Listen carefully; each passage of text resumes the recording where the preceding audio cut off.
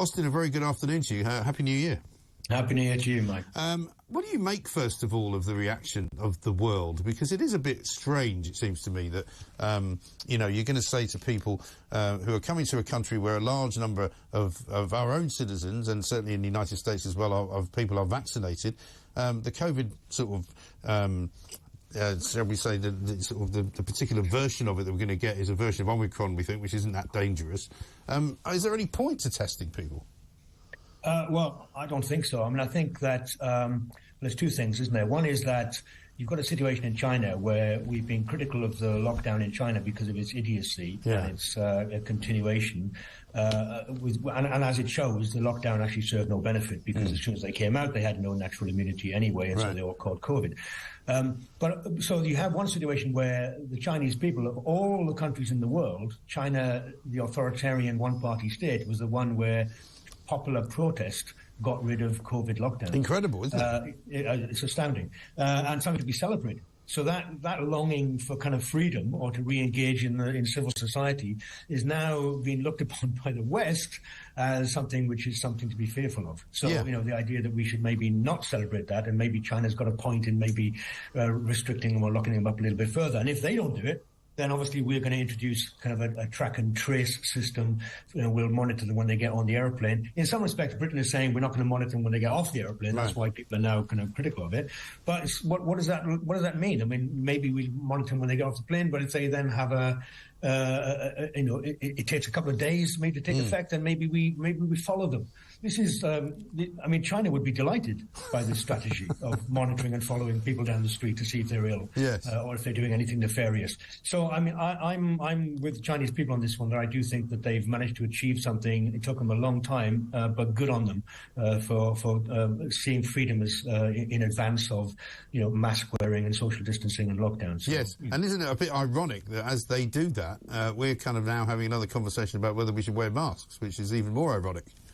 Yeah, well, especially since, I went to China in 2010, 2011, and it was remarkable that, you'd see my students be walking down the street wearing masks because it was a common thing. And it was laughable. And it was one of those things in the West where you'd look at China and say, what the hell are they doing walking around with masks on for no apparent reason? It was partly because they were paranoid about, previous infections, partly because of pollution rates. But, we didn't do it. They did it because they were authoritarian and daft, and we were liberal and sensible. But obviously the whole tables have been turned, it would seem. So the idea now is that there are lots of people, I'm sure, in this country who've longed for mask wearing or social distancing or want to recreate the lockdown situation. Obviously, Susan Mitchell, all those kind of people in the independent stage, remember her, the old kind of Maoist. Sadly. Hasn't she gone off to work for the World Health Organization? Well, exactly, another Chinese organization. But, Neil Ferguson, the man who kind of saw China as the model. So it's kind of ironic that, there was that beginning of the COVID where we saw, or certain people kind of looked to China and said, we didn't think we could lock people down, but then we saw China was doing it and we realized it was possible, as Neil Ferguson once said. But we fought against that. I think liberal-minded, sensible people who praise liberty and respect individual autonomy argued against them. Unfortunately, they now seem to be coming back as if 3 years hasn't happened. We're now talking in terms of like 2020 conversations rather than 2023. Yeah. We've had COVID. Most of us have been vaccinated. If we haven't, we've got antibodies because we've caught it. Right. So we're pretty well protected, I would say. And the COVID in China, for all this rhetoric about the Kraken and this new devil disease, in fact, it's a milder variant because it's dissipated over time. So Well, China has a problem, right? Well, China has a real problem. Yeah, I find it astonishing the number of people that you hear talking about how, well, of course, it doesn't do any harm, just wear a mask, it's good for the society that we live in, it's good to protect the NHS. All this absolute and utter nonsense, which is sort of rattled off as if it's actual scientific fact, when, of course, it isn't. It's all about this kind of, rather obscure mentality that some people in this country seem to have adopted, that, it's better to be safe than sorry. Well, it isn't actually. Yeah, well, that's the logical lockdown, isn't it? Better to be safe, shut yourself away, never meet anybody, talk to anybody. But as China has showed, lockdown did nothing. As a matter of fact, it was made worse by the very lockdown that was meant to protect people. Not only was it, people coming out being more prone to the disease, but obviously over the course of lockdown, whether in China or in this country, but China more graphically than anywhere else, people dying, people committing suicide. I mean, there will be an untold story, hopefully written at some point in the future, to reveal what the real story has been, whether in the West or in China. Well, I mean, we hear it every day here on TalkTV. I get messages from all sorts of people. Whenever we talk about the NHS, we had one today about a guy whose father died in December. He couldn't get an appointment to see the NHS last year, and by the time he did get the appointment, they told him it was too late for him to get treatment. I've spoken to many people who have said that they're now in stage 4 cancer, and they've been told by the doctors, well, if you could only have come to see us 2 years ago, we might have been able to help you, but now we can't, because they didn't see them. Yeah. Well, I mean, China doesn't really have a national health service. I mean, it has Neither do we. Yeah, well, but the fact is that China has hospitals in main urban centres. But if you're in main urban centre may be 25, 30 million people, yes? So if you haven't got a car and you don't have cars or taxis in lockdown, you can't get to the hospital. But in rural areas, I mean, this is really significant what's happening in China. So, in a couple of weeks' time is the Spring Festival, where lots of people are going to travel back from urban areas back to the villages. The villages are full of old people because all the young people have left to find jobs on the eastern seaboard.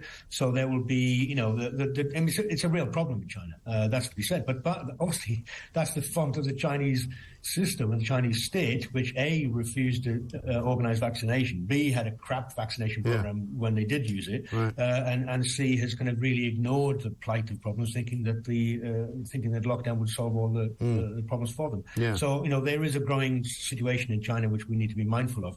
But, I mean, China is a massive country. I was just reading recently that 10 million people die every year in China anyway. Right. I mean, and old and infirm people in China are a very large percentage of the demographics over there. Yeah. So there will be a kind of a slight distortion of the statistics anyway, but it's a problem for them. No, of course. Similar to when we were doing our sort of daily death numbers in this country, and it turned out that actually sometimes on various days and on various periods of time, it was fewer people dying of COVID than were dying of everything else anyway. And it wasn't until we started looking into those figures that you suddenly realise what the scale of it all was.